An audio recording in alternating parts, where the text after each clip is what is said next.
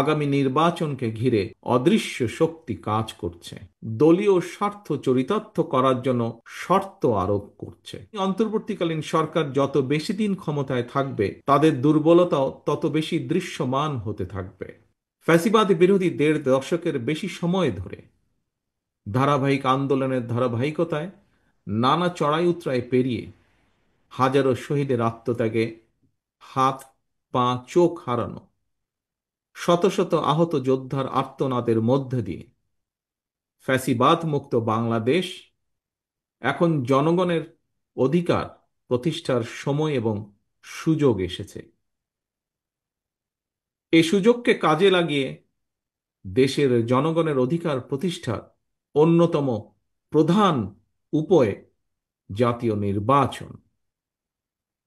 যতক্ষণ পর্যন্ত একটি অবাধ, সুষ্ঠু এবং নিরপেক্ষ নির্বাচনের মাধ্যমে জনগণের সরাসরি ভোটে জনগণের কাছে দায়বদ্ধ, জনগণের কাছে জবাবদিহিমূলক একটি গণতান্ত্রিক সরকার প্রতিষ্ঠিত না হবে, ততক্ষণ পর্যন্ত গণতন্ত্র ঝুঁকিমুক্ত নয়। প্রিয় সহকর্মীবৃন্দ, প্রায় ১ বছর আগে আমি বলেছিলাম আগামী নির্বাচনকে ঘিরে অদৃশ্য শক্তি কাজ করছে। জনগণ লক্ষ্য করতে শুরু করেছেন নির্বাচনের মাধ্যমে জনগণের বাংলাদেশে জনগণের অধিকার প্রতিষ্ঠার সুযোগ বিনষ্ট করার ক্ষেত্রে প্রস্তুতে সেই অশুভ শক্তির অপতৎপরতা সাম্প্রতিক সময় ধীরে ধীরে দৃশ্যমান হয়ে উঠছে। প্রিয় সহকর্মীবৃন্দ, পতিত পরাজিত পলাতক স্বৈরাচার মুক্ত বাংলাদেশে অন্তর্বর্তীকালীন সরকার যখন জনগণের অধিকার প্রতিষ্ঠার পথে হাঁটছে, তখন কোনো কোনো রাজনৈতিক দল নির্বাচনের মাধ্যমে জনগণের অধিকার প্রতিষ্ঠার পরিবর্তে তাদের দলীয় স্বার্থ চরিতার্থ করার জন্য নানা শর্ত আরোপ করছে এবং এই শর্ত আরোপ করে নির্বাচনের পথে হয়তোবা পরিকল্পিত উপায় বাধার সৃষ্টির অপচেষ্টা করছে বলে বহু মানুষ এরই ভিতরে ভাবতে শুরু করেছেন। প্রিয় সহকর্মীবৃন্দ, সম্মানিত নেতৃবৃন্দ, প্রথম থেকেই বিএনপি দ্রুততম সময়ের মধ্যে একটি নির্বাচনের দাবি জানিয়ে আসছিল।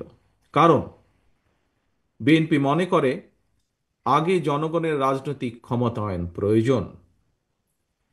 জনগণের সরাসরি ভোটে নির্বাচিত প্রতিনিধিদের নিয়ে গঠিত নির্বাচিত সরকার জনপ্রত্যাশা পূরণে যদি ব্যর্থ হয়, তাহলে পরবর্তী নির্বাচনে জনগণ ভোটের মাধ্যমে সরকার পরিবর্তনের সুযোগ পাবে, যা গণতান্ত্রিক বিশ্বে প্র্যাকটিস করা হয়ে থাকে। সুতরাং পুঁথিগত সংস্কারের চেয়েও কার্যকর গণতান্ত্রিক রাজনৈতিক চর্চার মাধ্যমে জনগণের অধিকার প্রতিষ্ঠা অনেক বেশি জরুরি। রাষ্ট্র এবং রাজনীতিতে সংস্কারের ব্যাপারে বিএনপি সম্পূর্ণভাবে একমত। সংস্কারের গুরুত্ব আছে বলেই বিএনপি ৩১ দফা কর্মসূচি ঘোষণা করার পরেও অন্তর্বর্তীকালীন সরকারের উদ্যোগে নেওয়া সংস্কার প্রস্তাবে সক্রিয়ভাবে সমর্থন এবং সহযোগিতা দিয়েছে। আমি রাজপথের সহকর্মী সহযোদ্ধা প্রতিটি গণতান্ত্রিক রাজনৈতিক দলের প্রতি আহ্বান জানিয়ে বলতে চাই, সংস্কারের প্রয়োজন রয়েছে অবশ্যই, তবে জনগণের অধিকার চর্চা এবং প্রয়োগের পথে বাধা সৃষ্টি করে কোনো সংস্কারকেই টেকসই করা যাবে না। পরাজিত পলাতক স্বৈরাচার মুক্ত বাংলাদেশে গঠিত বর্তমান অন্তর্বর্তীকালীন সরকার জনগণের অভিপ্রায়ের সরকার। তবে এই সরকারের কাছে অবশ্যই একটি দক্ষ এবং জবাবদিহিমূলক রাজনৈতিক সরকারের মতন পারফরম্যান্স আশা করা কোনো যৌক্তিক কারণ আছে বলে আমি মনে করি না। সঙ্গত কারণেই অন্তর্বর্তীকালীন সরকার যত বেশি দিন ক্ষমতায় থাকবে তাদের দুর্বলতাও তত বেশি দৃশ্যমান হতে থাকবে। বিভিন্ন পরিস্থিতি সামাল দেওয়ার ক্ষেত্রে অন্তর্বর্তীকালীন সরকারের দুর্বলতা যত বেশি প্রতীয়মান হবে, জুলাই গণ অভ্যুত্থান বিরোধী অপশক্তি 5ই আগস্ট নিয়ে তত বেশি বিভ্রান্তি সৃষ্টির সুযোগ পাবে।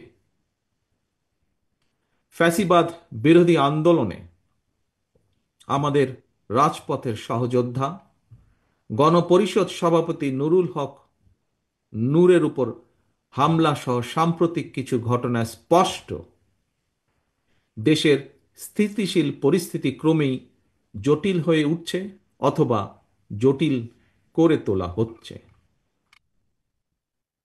প্রিয় সহকর্মীবৃন্দ, সম্মানিত সভাপতি, সম্মানিত নেতৃবৃন্দ, বিবেক হচ্ছে মানব সমাজের সবচেয়ে বড় আদালত। এই বিবেকের আদালতেই আজ আমাদের আত্মজিজ্ঞাসা করা দরকার, নির্বাচন হতে দেওয়া হবে না এই ধরনের উচ্চারণ ফ্যাসিবাদ বিরোধী শক্তির ঐক্যকে দুর্বল করবে, নাকি পলাতক ফ্যাসিবাদী অপশক্তির পুনরুত্থানের প্রাসঙ্গিকতা তৈরি করবে? অতএব এখনো সময় আছে, আমাদের সতর্ক হওয়া দরকার। পরাজিত পলাতক অপশক্তি কিন্তু সুযোগের অপেক্ষায় ওত পেতে রয়েছে। প্রিয় সহকর্মীবৃন্দ, প্রিয় ভাই বোনেরা, পলাতক স্বৈরাচারের মতন বিএনপির বিজয় ঠেকানোর অপরাজনীতির পরিবর্তে আসুন আগে নির্বাচনের মাধ্যমে বাংলাদেশের জনগণের কাছে দায়বদ্ধ সরকার গঠন করি সকলে মিলে। এরপর রাজনৈতিক দলগুলোর আরও সকল যৌক্তিক দাবিগুলোর সমাধানের পথ খুঁজি আমরা। রাষ্ট্র রাজনীতিতে জনগণের অধিকার প্রতিষ্ঠার জন্য শর্ত শিথিল করে নির্বাচনের পথে হাঁটাই এখন সময়ের দাবি। জনগণের ভোটের অধিকার প্রয়োগ করে নির্বাচন কেন্দ্রিক গণতন্ত্র চর্চার মাধ্যমে যদি আমরা রাষ্ট্র এবং সমাজে গণতন্ত্রকে প্রাতিষ্ঠানিক রূপ দিতে পারি, একজন রাজনৈতিক কর্মী হিসাবে আমার বিশ্বাস গণতান্ত্রিক রাজনৈতিক দলগুলোর গণতান্ত্রিক দাবিগুলো সময়ের সাথে সাথে বাস্তবায়নের পথ সহজ হয়ে যাবে। প্রিয় সহকর্মীবৃন্দ,